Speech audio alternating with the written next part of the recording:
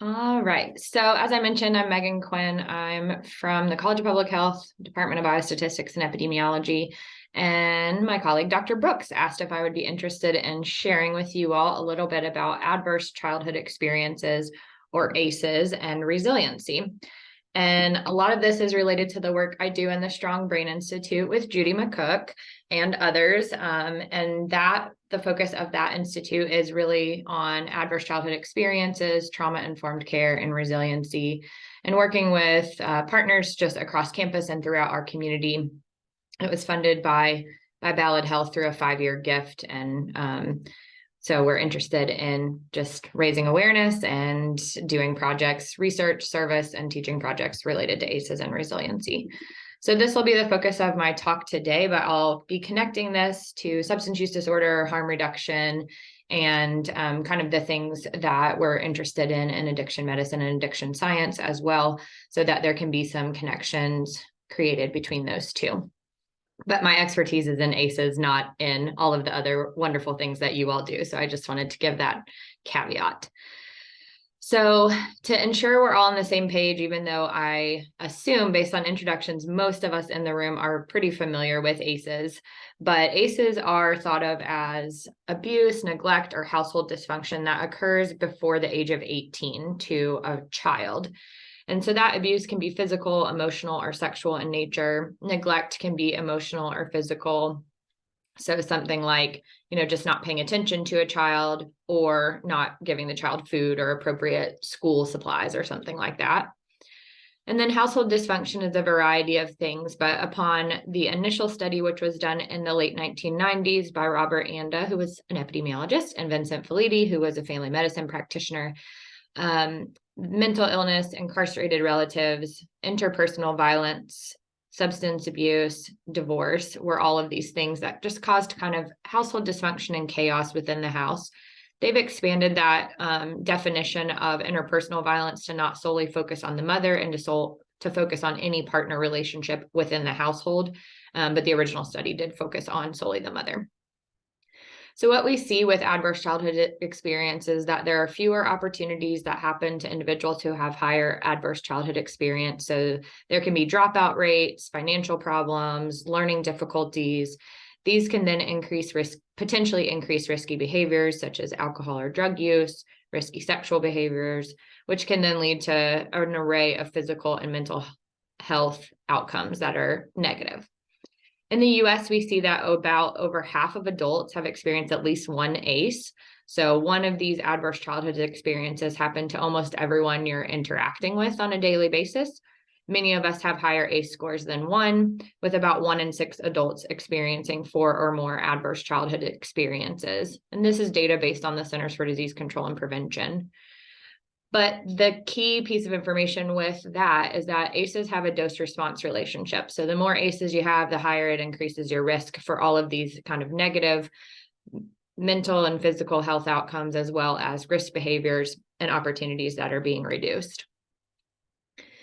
So adverse childhood experiences can have really lasting effects. So ACEs are associated with 5 or more of the leading causes of death over time. There's been lots and lots of research done on this. So health-related factors that I've mentioned already, lots of different behaviors that they're associated with, and then also life potential. So there's lost time from work that can occur, graduation rates can be lower, and academic achievement.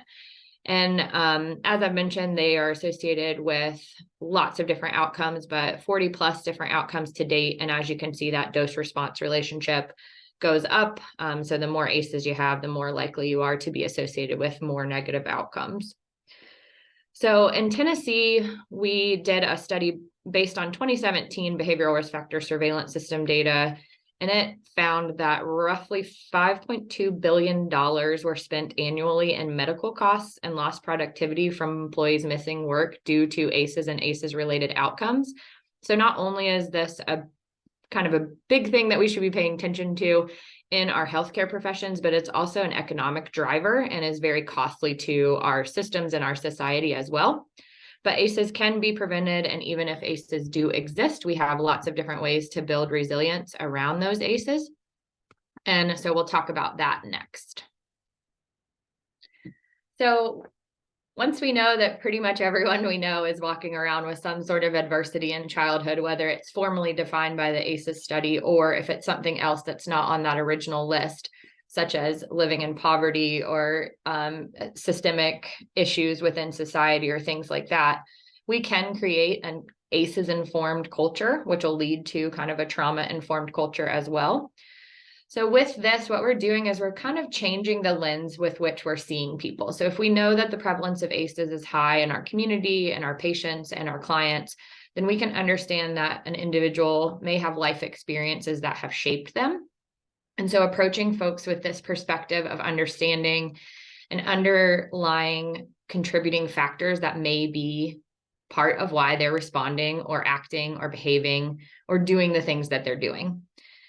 So we're really good at this with little kids. We're not great at this with adults because we expect adults to know better. But if they've had a lot of ACEs that have occurred in their life and they haven't had key people in their life that can help build resilience and create safe spaces for them, then there has been a disruption in their life due to ACEs, and that it's difficult to kind of develop past some of those pieces of trauma unless there are kind of inputs that are created for people to build on those things. So in an ACEs-informed culture, we're going to treat everyone with respect. We're going to, value people as equal human beings, and we're going to acknowledge that adversity. So we want to be open to discussion to the extent to which the person wishes to be open, and making sure that we are not re-traumatizing that individual by being so open to talk about ACEs that we're, kind of making them talk about something they don't want to talk about, because that's not ideal either. We just want to acknowledge that it happens. So we want to, as part of an ACEs-informed culture, to increase awareness and understand that the prevalence and impact of ACEs can, diminish someone's success. So just creating this understanding and kind of switching your idea of what's wrong with this person, why are they acting this way, to maybe saying what happened to you or what's right with you. And so approaching it from a more asset-based perspective and being able to create that environment where all people, patients, and community members feel very safe, respected, and supported in the space that you're creating. So some of those problematic behaviors or problematic things that they're doing when you see them in clinic, like non-compliance, for example, may be adaptations to previous life events. And so some solutions that we can offer are just these supportive, positive relationships, because relationships and connection are really where we work through that trauma and we work through to move to the other side of that. So we have a saying in the Strong Brain Institute that you can be warm and kind. So you can be warm and kind to someone, and that their ACEs are not an excuse, but you can still be strong and in charge. So you can still hold them to a boundary. You can still not use those ACEs as an excuse, but consider them when you're being warm and kind and setting up that supportive, positive relationship. This is hard because a lot of times we're wondering, like, why is this person doing this? I told them to, show up at this appointment and do this thing. But sometimes that is not available to people or not something that they can do. So creating that supportive, positive relationship and recognizing those ACEs is key. So this can also improve patient and client success by embedding those principles of being ACEs informed into educational practices, provider practices, etc. So historically, we've moved from kind of being aware of adverse childhood experiences and being ACEs informed to creating a trauma-informed care or a trauma-informed approach.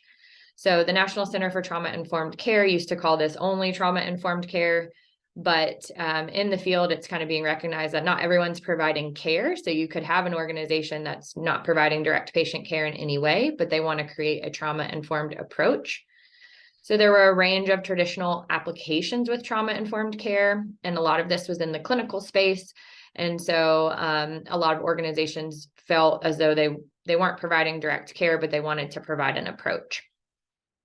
So this trauma-informed approach would recognize that ACEs are very prevalent and around all of us, and that we would also assume that the presence of trauma symptoms, and the role of trauma in an individual's life, and just recognize that that is going on for an individual.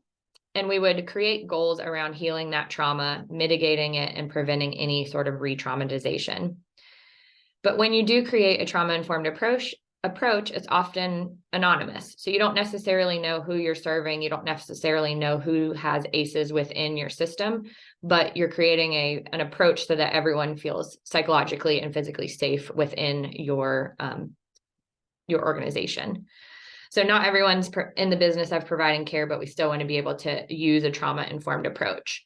So what we do to do that is to kind of build a resilient space, which is surrounded by SAMHSA's, or the Substance Abuse and Mental Health Services Administration, 6 key principles to creating a trauma-informed approach in an organization. So this can not only build resilience within your staff, your clients, and your organization as a whole, but would build resilience at kind of the individual level as well as you build up safety, trustworthy and transparency, etc. So we'll go into each of these quickly and then a couple of examples. So safety is this idea of psychological and physical safety, and being able to understand that folks need this as kind of their basic needs. So if we think of Maslow's hierarchy of needs, if we don't feel safe, we can't really do much else. So if I was constantly worried about a bear walking into my office right now, I'd probably be giving this presentation much more poorly than I already am. And so you want to be able to feel safe within the space you're in. We as providers, as clinicians, practitioners can provide that for our patients and clients and our employees and our fellow colleagues. But psychological safety and physical safety, of course, have some slight differences. With psychological safety, we want to make sure that people can employ their true, authentic self without fear of negative consequences of self-image, status, or career. And our physical safety is what we would typically consider, making sure that we feel safe from threats or violence, etc. The next principle is trustworthiness and transparency. I think we all know how much we love this as individuals, but it's hard to sometimes do when we're running through the fast pace of life and moving through things quickly at work. So this is creating the organizational operations and decision-making that are transparent, authentic, and trustworthy. So this can promote well-being amongst our organizations, as well as providing service in the best interest of your partners or stakeholders. So transparency can be even things like the clinic is closed from this hour to this hour for lunch, so that a client or patient knows not to call during those hours if they're trying to set something up. Transparency in the workplace with colleagues can be things like, if you know a certain date is coming up for a specific event, sharing that early and often.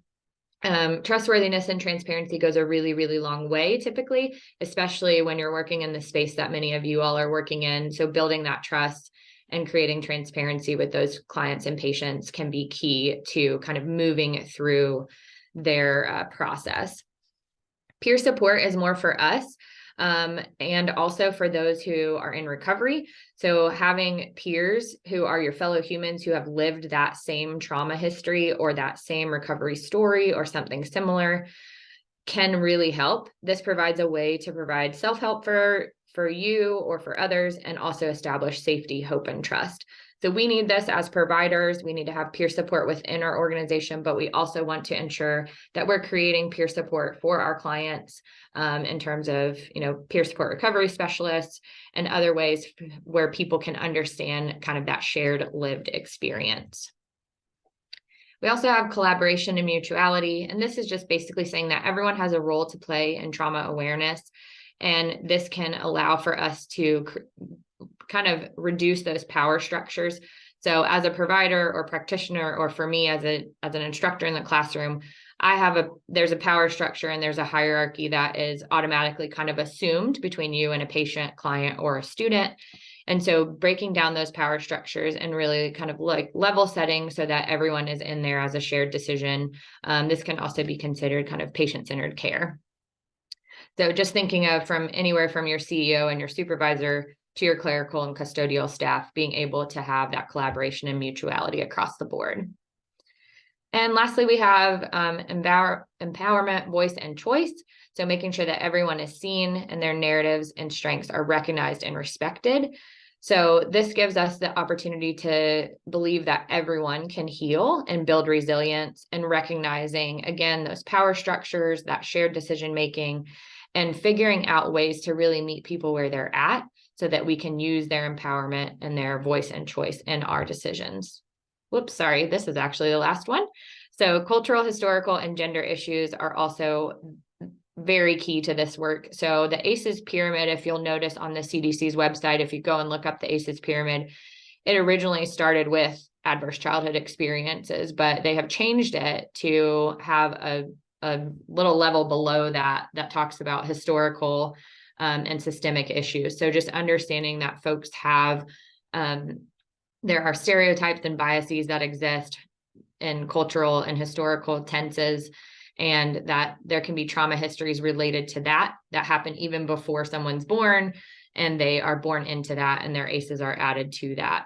So when we're creating a trauma-informed or trauma aware space, we want to recognize the healing value of some of those traditional cultural contexts and other connections, and just be really mindful of what we're doing in terms of cultural, historical, and gender issues.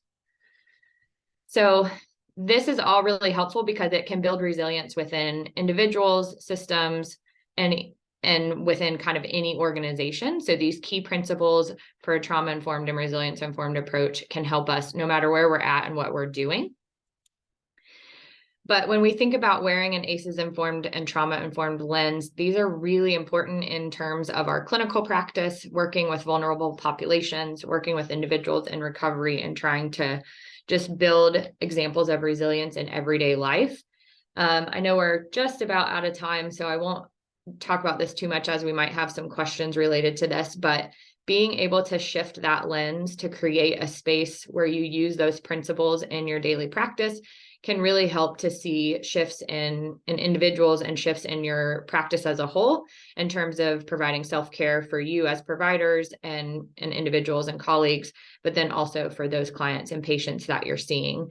Because understanding that people come with whatever scary background music they have in their head because of their ACEs or their trauma history of any kind, and recognizing that you as a provider can help to kind of reduce that scary background music when they come into your space and when they're working on their recovery is key and vital.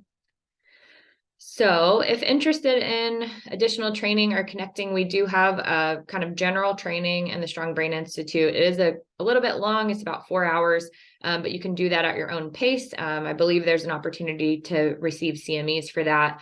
And then we also have healthcare specific talks that are longer in terms of training with additional examples and things like this that I've talked about here through the Strong Brain Institute. So just wanted to provide a high level kind of overview and snapshot of ACEs and resiliency. And so I will stop there and open for any questions.